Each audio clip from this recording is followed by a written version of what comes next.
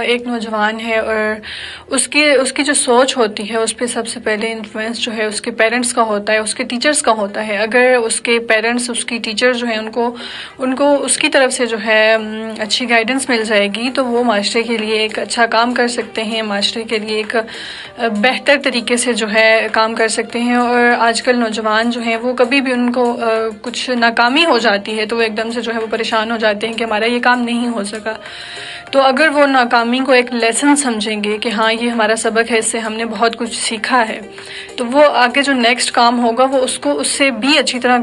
کر سکیں گے اور اس کو اس سے بہتر طریقے سے جو ہے وہ آگے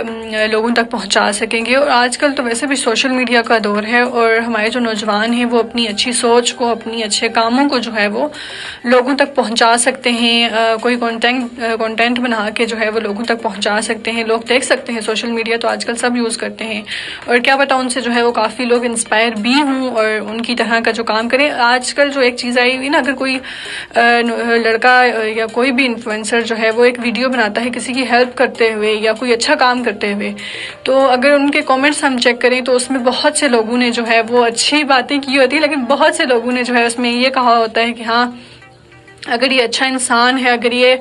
اچھا کام کر رہا ہے تو یہ لوگوں کو کیوں دکھا رہا ہے؟ تو یہ چیز جو ہے یہ بہت غلط ہے۔ اگر وہ اچھا کام کر رہا ہے وہ آپ سب کو اسی لیے دکھا رہا ہے نا، وہ ایک اچھی چیز جو ہے آپ لوگوں تک پہنچا رہا ہے کہ ہاں جی ہم ایسے اچھا کام کر سکتے ہیں، ہم دوسروں کی مدد ایسے کر سکتے ہیں۔